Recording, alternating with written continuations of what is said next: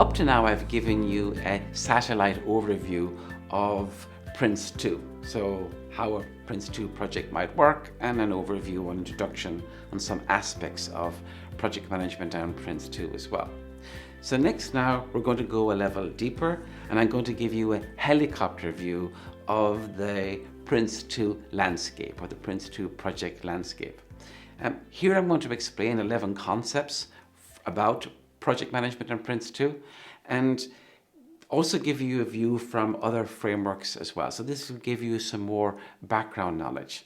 And these concepts will make it easier then to take in what's following in the next chapters, or the next videos that comes, the next sections of this course, I should say. And everything I mention here will be repeated a number of times in the rest of the course as well. So don't worry, just listen and enjoy and take in as much as you can, okay? But I'll try to keep it as light as possible. The very first concept that we will discuss here is called project justification. So that's what we're going to discuss in the rest of this video. So this section is all about project justification. It's a good place to start. So what is business justification? Well, it's the reason to do something. So it answers probably life's most important question, and that is why. So why is something worth doing, or why is this project worth doing? And it's nice to know the answer of that. Let's look at a simple example first. So why are you following this PRINCE2 course? Well, you may have some reasons. That PRINCE2 is well known, so that's good. It appears on a number of job requirements to do with project management, okay. It looks good on your CV that you have a project management certification. And these can be your own justifications on then why you take on this course and listen to me. You also have considered other courses. For example, you may have considered PMP, but you decided, okay, no, I wanted more for IT projects, so that's why you didn't do that. Or you may have considered APM, which is from the UK, but you live in a different part of Europe. So you said, okay, that's not really well known where I live, so let me stick with PRINCE2. And you may have considered Scrum, but that's really for team management, and you wanted to have a project management certification. So these are the things you think about, and you justify, you make your own justification then for going on this course. This is how our minds work whenever we take a decision like this. So now how about a business example? Well, let's just say we have an organization, a European company, that has a large warehouse. It's the size of a football field, okay? So it's a big warehouse. And it today has high energy costs, both in the winter and summer, okay? Because it wants to keep the temperature stable. So they've got many ideas for investments, such as more automation of the warehouse and so on.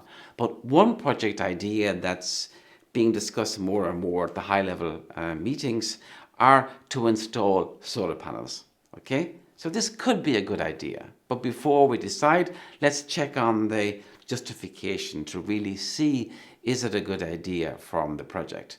And then we can compare this investment idea with other projects and choose the one where we think we should invest in next, because it has the best return, more urgency, lower risk, and so on.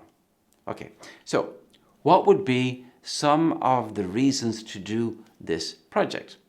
Well, some of the reasons could be that electric costs are now increasing at about 8% a year, which is very high, okay? And there is, it's not very stable. We don't know how long that is going to continue. Then if we do this project from our initial figures that we have, we think that we're going to get a 17% feedback or kickback on our investment every year. That's pretty good. 70% is high. It also fits with the strategy of our organization. So one of the strategies would be to cut our carbon footprint by 50%. Okay, so there's that there as well. And so there's a couple of reasons why this project sounds like a good idea. Now, as mentioned, we shouldn't just go for it. We should compare it with other ideas that we have as well, because automizing the project could actually be even more beneficial. So let's say for the sake of argument, they decide, or this company decides, to go with the solar panel project idea. So that's our justification. And this is really a good example as well. Now, one of the principles actually within PRINCE2, there are 7 of them. One of them is, it's called to ensure continued business justification. Okay, so to only do projects that actually make sense from an investment point of view from the company. So this means to ensure a reason for doing the project are there at the beginning, but remain there during the project. Because justification can be there at the beginning, but it can change. So we need to keep checking that it has continued business justification. And the word continued really means to keep monitoring this justification. So let me give you an example how the business justification could actually change. And let's look at this project again, the solar panel project we've just discussed.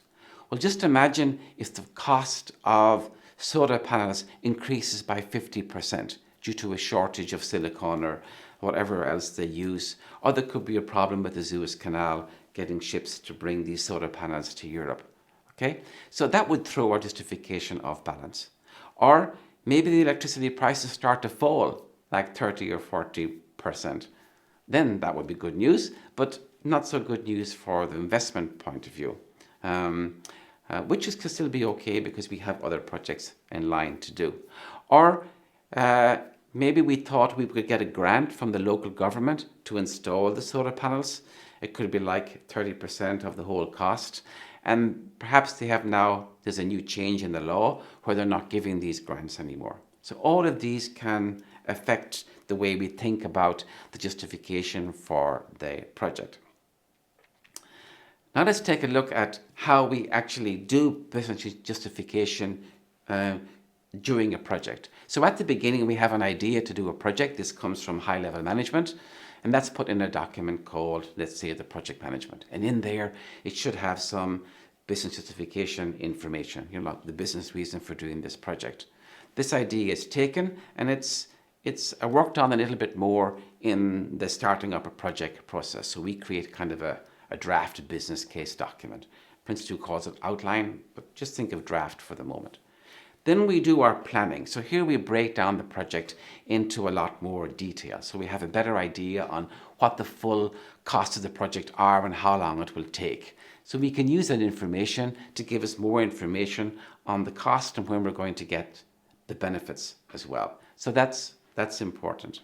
And then at the end of every chunk of the project, because we're going to divide the project up into chunks, we call those stages, we can actually take a quick look again to see, is it still a good idea from a business point of view to do this project from an investment point of view? And that's business justification checking. Good. Now, who actually checks the business justification, do you think? Well, of course, the project manager will keep an eye on this. But PRINCE2 really gives this to the project board. They said this is something they should always be checking. Whenever they have to make a decision for a new chunk of the project to continue, like a new stage, they should be checking or asking the question, at least asking, well, is the project still worth doing? That makes sense, huh? And that's what they are doing here.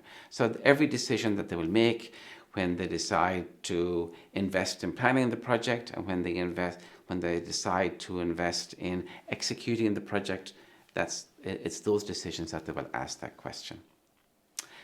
Now I can tell you how benefits are tracked, actually. So PRINCE2 actually uses a different document to track benefits. It doesn't put them in the business case. The business case just really describes a project from an investment point of view. But it says, okay, we need a different document where we outline what the expected benefits can be and how we follow up on them. And it calls this document the benefits management approach. So it's a bit like an approach to managing benefits. It's a nice way to think about how these documents are used in a project. And again, this will be created at the beginning of the project because we have the current status of the project and what the expected benefits are, when we expect these benefits to come alive, what kind of information we will need, and who we will ask to give us that information as well. Okay, so that gives you a good idea. We want to track the important KPIs for the project, the important metrics, let's say, for the project. Now, other frameworks as well, they do look at tracking benefits as well. So, for example, both DSDM and P3 Express have even got post-project activities where they really say, hey, you should follow up on the benefits like every 6 months or every 12 months. And they can even decide on further actions to be taken at that time as well, either to reach the expected benefits or slightly improve. There's one thing that's mentioned as well in PRINCE2, that when the business justification is no longer there, so the business the business reason doesn't make any sense anymore, the project manager should think about shutting down the project. But there is an alternative as well. It's like to repurpose the project. Let me explain what actually that means. So let's look at the example of this project we have done with the solar panels.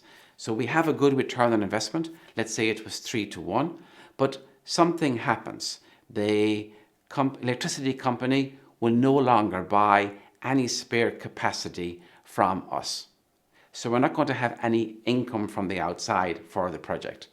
And that kills the justification. So now instead of getting a return on investment of 3-1, it's going to be 1-1 or even slightly less. So this is really bad news, and especially because we've just started to install the solar panels. So what will the company do?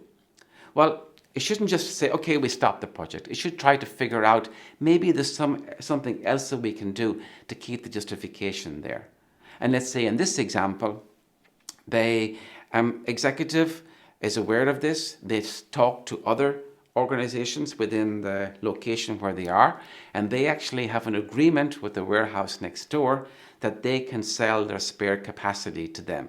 It's not the same price as they're going to get from the electricity company, but it's near.